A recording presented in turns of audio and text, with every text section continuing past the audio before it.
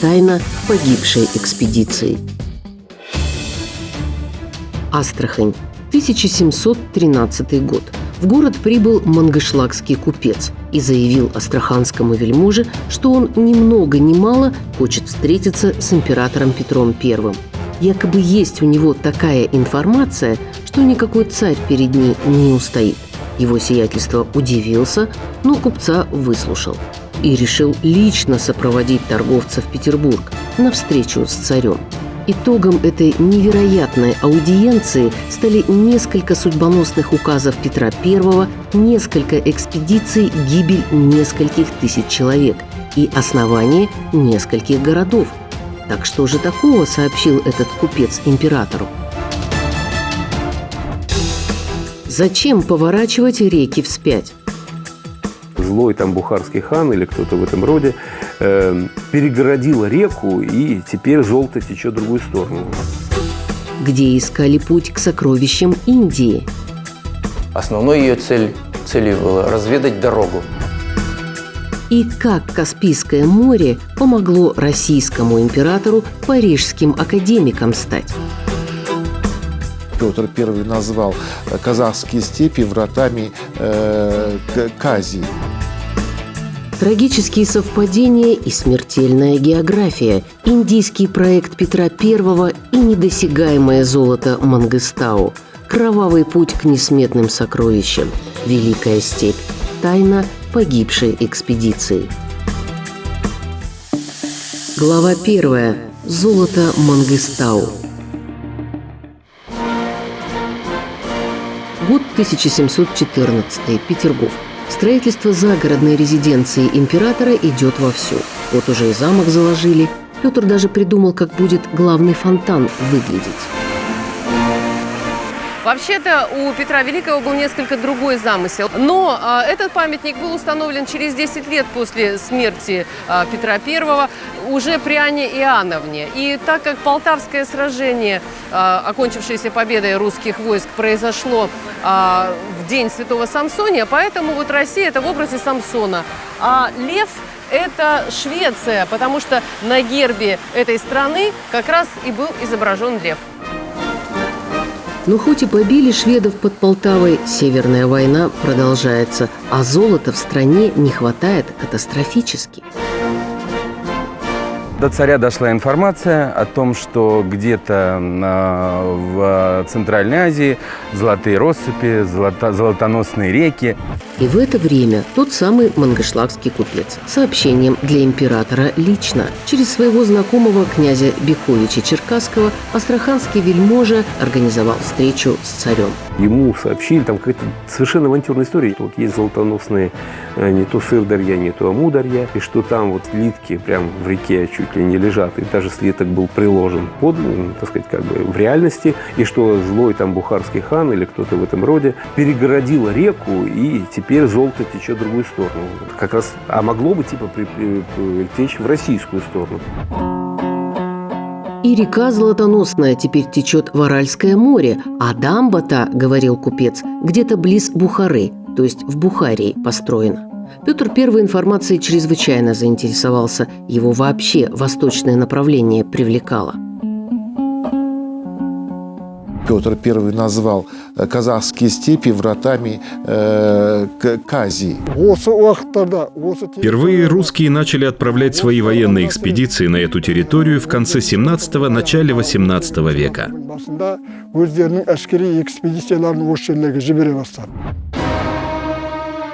Удивительные совпадения. В это же самое время от сибирского губернатора Гагарина пришло сообщение, что в Малой Бухарии, тогда так Синьцзянь называли, есть потаенный город Иркеть, и золото там тоже немерено.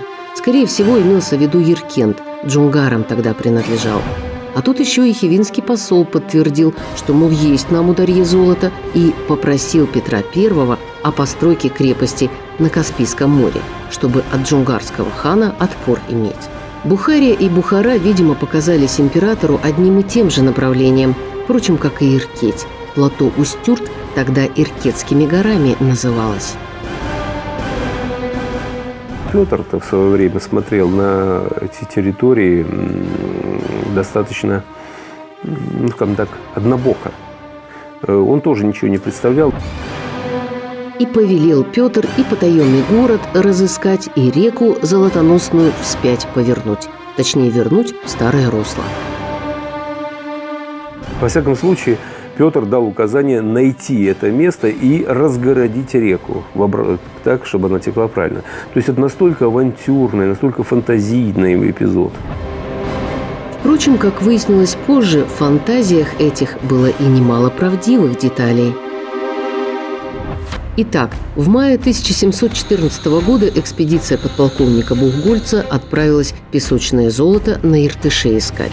А в июне в Каспийском направлении двинулся прекрасно владевший тюркскими наречиями кабардинский князь Александр Бекович Черкасский. Настоящее имя Девлет-Гирей Мурза. К тому времени, правда, в Хиве уже власть поменялась, другой хан на царство сел. Вроде и крепость строить не для кого, но экспедицию все равно снарядили. Послать в Хиву с поздравлением на ханство, а оттуда ехать в Бухару, сыскав какое-нибудь дело торговое. А дело настоящее, чтобы проведать про город Иркеть, насколько далеко он от Каспийского моря и нет ли каких рек оттуда. Петр I.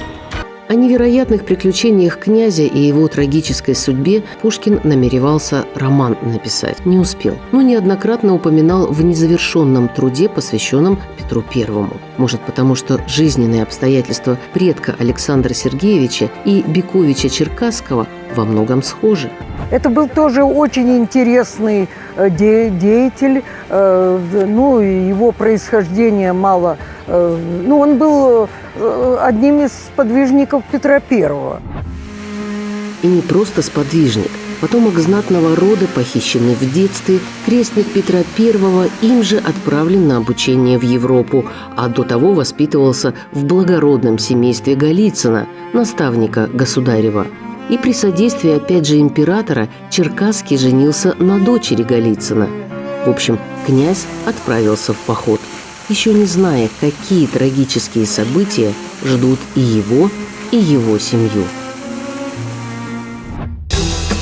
Чем закончились первые экспедиции?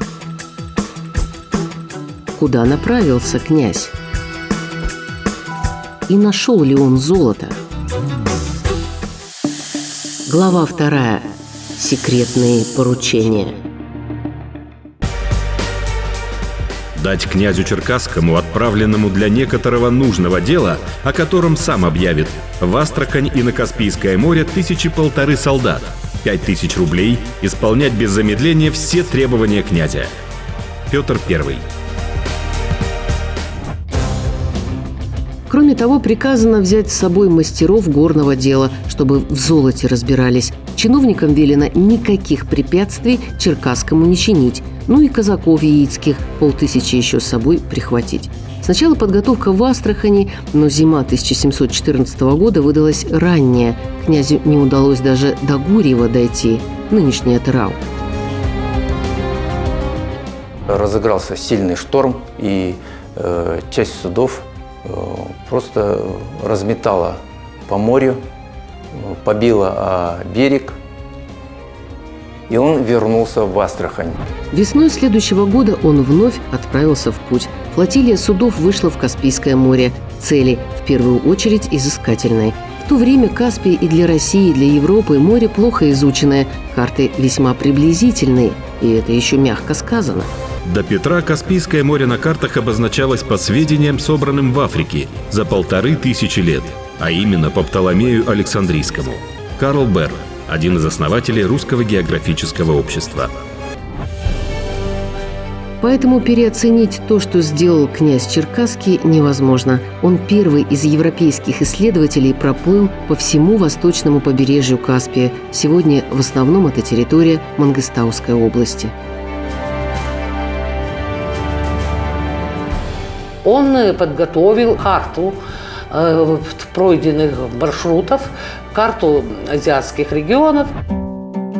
Во время исследования он действительно обнаружил старое высохшее русло. Считается, что это был приток Амударьи. Доехал до места, где текла Амударья-река в море Каспийское. Ныне там нет воды, поскольку река запружена плотиною от Хивы в 4 днях езды. От той плотины принуждена течь она в озеро, которое называется Аральское море. Александр Бекович Черкасский. Амударья в какой-то период времени из-за ряда определенных факторов, в том числе и антропогенных, не только природных факторов, она ушла. Среди факторов антропогенных Черкасский и указывает на ту плотину, которую, впрочем, сам не видел. А уже в октябре этого же года князь пишет императору рапорт. И якобы к донесению золотые слитки прилагались. Только где их взял Бекович, непонятно.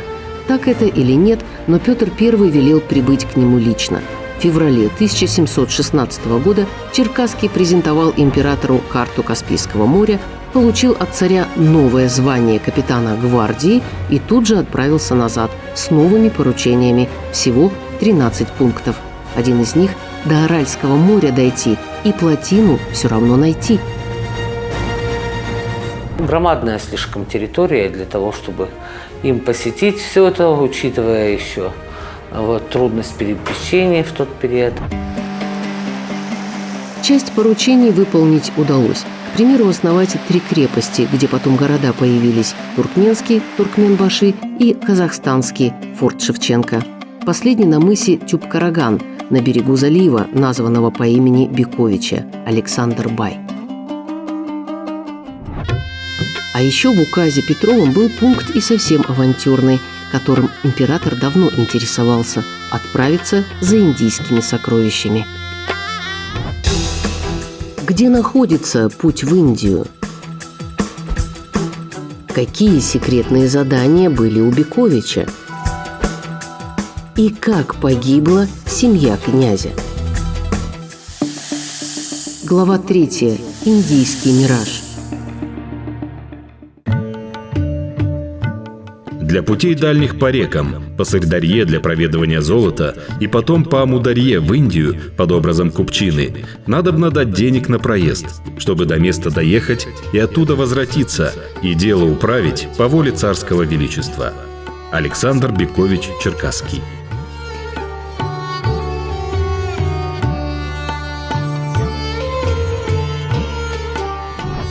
Индия непредсказуемая, пряная, сказочная, мистическая, богатая. Всегда манила завоевателей, купцов и просто авантюристов.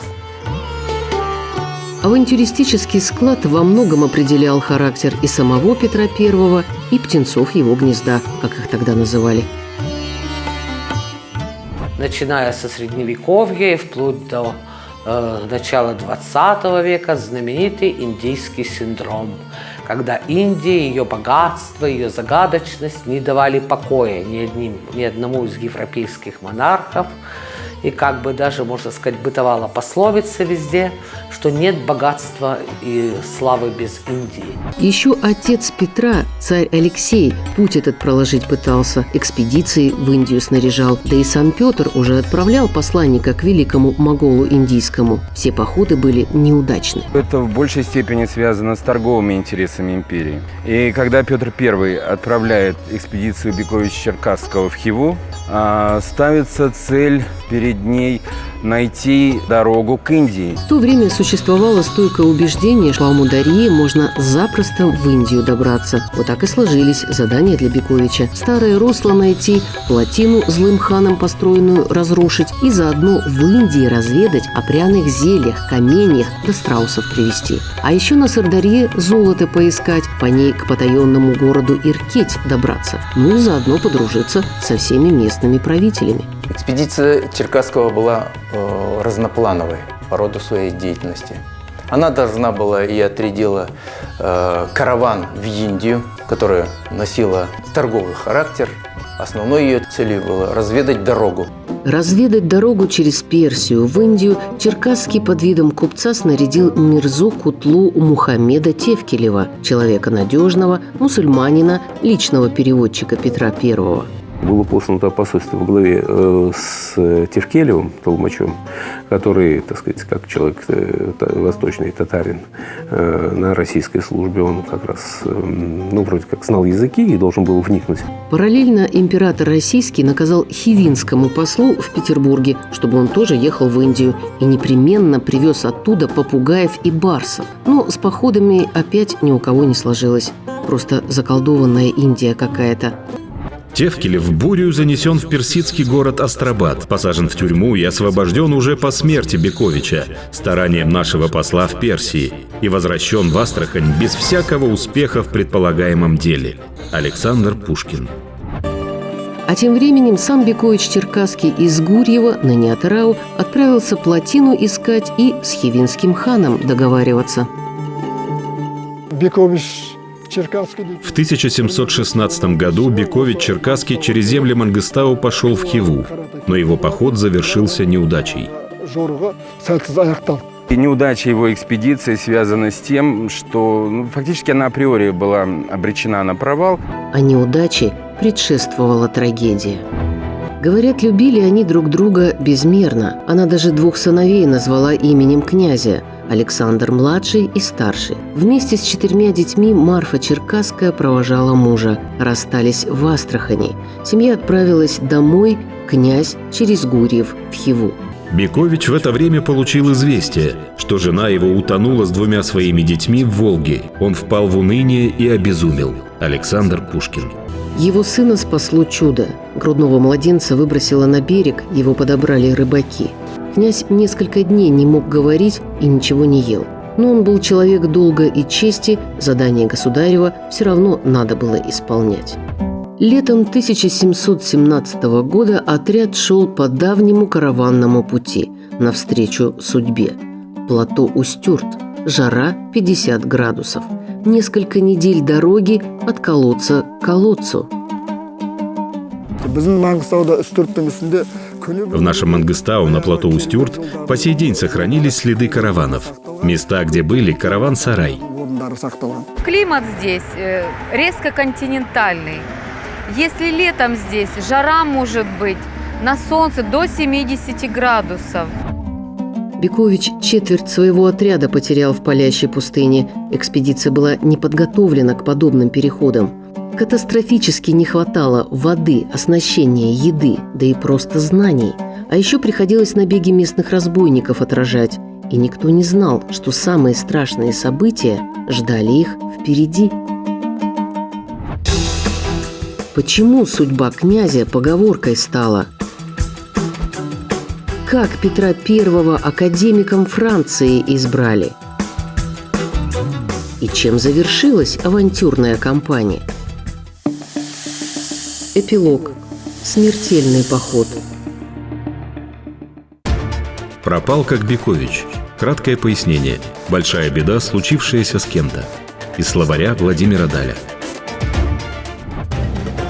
Рассказ о том, как трагическая судьба князя в поговорки вошла. Тяжелый переход через пустыню позади, отряд Бековича подошел к Хиве. А там уже и до легендарной плотины, что якобы золоту путь преградила недалеко. Князь Черкасский отправил хану послание, что экспедиция мирная. Правда, таковой она не выглядела.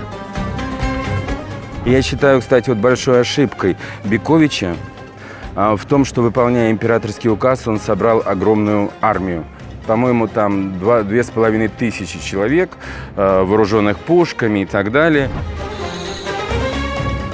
А тут еще интриги вроде бы союзника Петра I, калмыцкого хана. Он просил у Бековича военной помощи, но князь, чьи сородичи кабардинцы сражались с калмыками, отказал, сославшись, что нет разрешения императора. И тогда калмыцкие проводники сбежали от Бековича и сообщили властелину Хивы, что князь сам хочет занять престол хивинский. Хива восприняла это как военную угрозу, хотя никаких военно-стратегических целей перед Бековичем не ставилось. Его окружили 24 000 воинов под начальством хивинского хана. 3 дня продолжались безуспешные их нападения. Бекович шел все вперед. Александр Пушкин.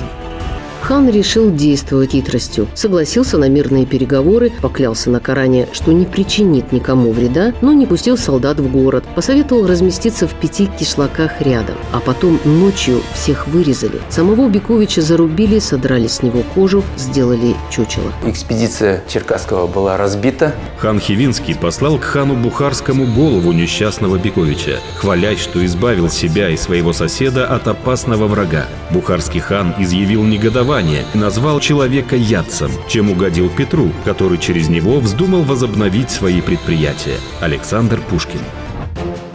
Примерно в то же самое время, когда по приказу хивинского хана Бековичу рубили голову, Петр I впервые прибыл в город своей мечты – Париж, Лувр, место жительства местных королей. Существует несколько предположений, что все-таки означает это слово «Лувр». Сторожевая башня, крепостная стена и, пожалуй, версия самая популярная – это место, где раньше обитали волки. Короля российского тоже хотели здесь поселить, но он отказался, предпочел жилье более скромное. Интересовался многим, но прежде всего договорился с Парижской академией об обмене научными достижениями. Вы знаете, это позитивный аспект деятельности императора. И он был в этом плане, можно сказать, отличным исследователем.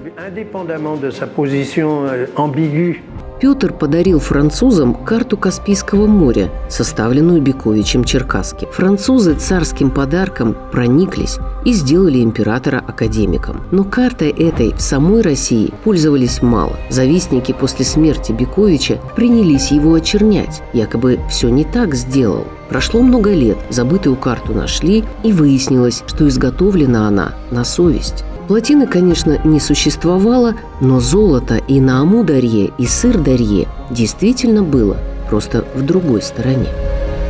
После неудачи с Бековичем пошла речь именно о Казахстане, о казахской степи, как вратам к богатствам региона, к богатствам в широком смысле того слова, а не только в золотых россыпях. Все это, конечно, отслеживалось с тревогой в казахской степи. Петр I продолжал вынашивать свои идеи восточного похода, в том числе и на Индию. В середине июня 1722 года прибыл в Астрахань. Знаменитая фраза, что когда Петр говорил, что, значит, киргизская Исатская Орда есть всему, там, это ключ и врата, эту фразу приводит Тевкелев в своих мемуарах. Причем он говорит, что Петр якобы сказал ее однажды, глядя с того берега Каспия. Мысли о золотоносных реках и прочих сокровищах не оставляли Петра I. Так что императорская охота за несметными богатствами земными продолжилась, правда, уже без Бековича. Предание гласит, что Петр на одре смерти жалел о 2 вещах, что не отмстил Турции за неудачу на реке Прут, а Хиве за убиение Бековича. Александр Пушкин.